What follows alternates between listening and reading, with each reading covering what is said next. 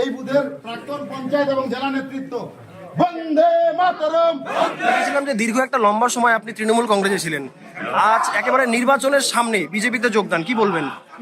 বিজেপিটা করবো কারণ নতুন সরকার প্রয়োজন আমাদের পশ্চিমবঙ্গে, কারণ যে পরিস্থিতি সেই পরিস্থিতির মধ্যে দিয়ে যে আমরা বর্তমানে চলছি, তৃণমূলের দলটা সবই ভালো, সবাই ভালো, সবাইকে ধন্যবাদ। মানে আমি খারাপ ছিলাম যার জন্য এই দলটাতে আমি থাকতে পারিনি, ঠিক আছে?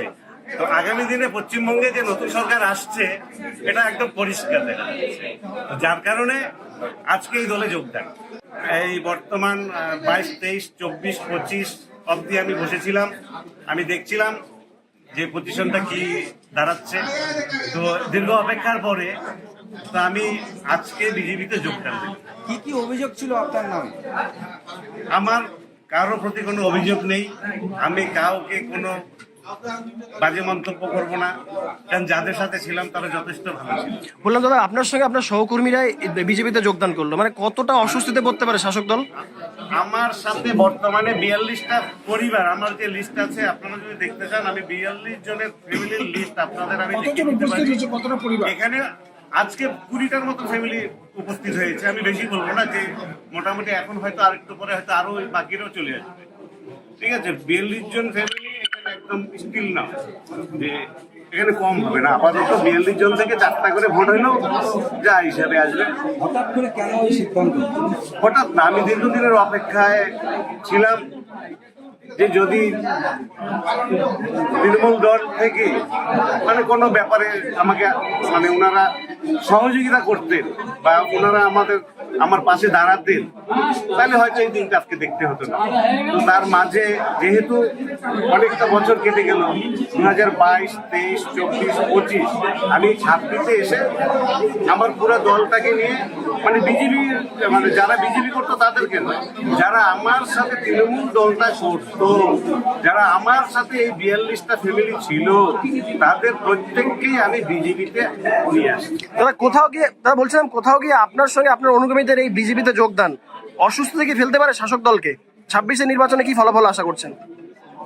এবার আমি একটাই বলতে চাই, কারণ আমরা তো একটা বুথ লেভেলের সাধারণ একজন কর্মী, তো অ্যাকচুয়ালি আমরা মানে যেটা জানি যে পশ্চিমবঙ্গের মধ্যে তো এরকম একটা বুথ তো হাজার হাজার লাখো লাখো বুথ, তো যদি শুরুয়াতটা বুথ লেভেল থেকে স্টার্ট হয় তো এই সরকারকে ফেলা কোনো ব্যাপার নয়।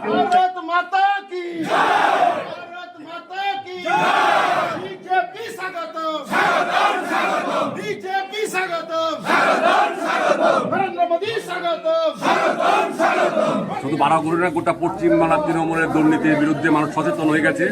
এই আজকে বারাগুড়িয়ায় এই কদমতলা এই পার্টে তৃণমূল বুথ সভাপতি তপন দাস থেকে আরম্ভ করে মোটামুটি 40টা পরিবার নিয়ে ভারতীয় জনতা পার্টি যোগদান করেছে।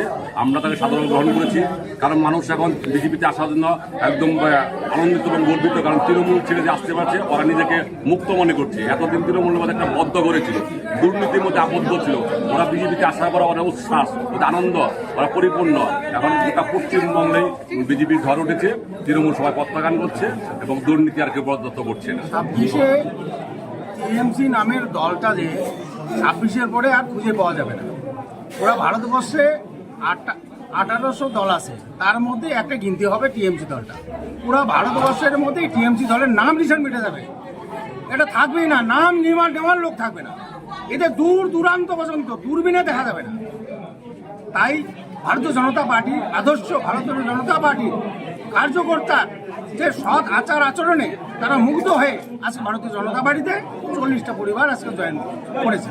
আজকে আমাদের এই কদমতলা বুথ থেকে 12 জন পরিবার, এমনকি আমাদের প্রাক্তন বুথ সভাপতি টিএমসি তপন দা আজকে ভারতীয় জনতা পার্টি আদর্শকে সামনে রেখে আমাদের ধূপগুড়ি ভারতীয় জনতা পার্টির কদমতলা বাজারে বুথ সভাপতি এবং জেলা নেতৃত্ব, আমাদের মন্ডল সভাপতি হাত ধরে ভারতীয় জনতা পার্টিতে যোগদান করছে। ভারত মাতা কি ভারত মাতা কি বিজেপি স্বাগতম স্বাগতম স্বাগতম বিজেপি স্বাগতম স্বাগতম স্বাগতম।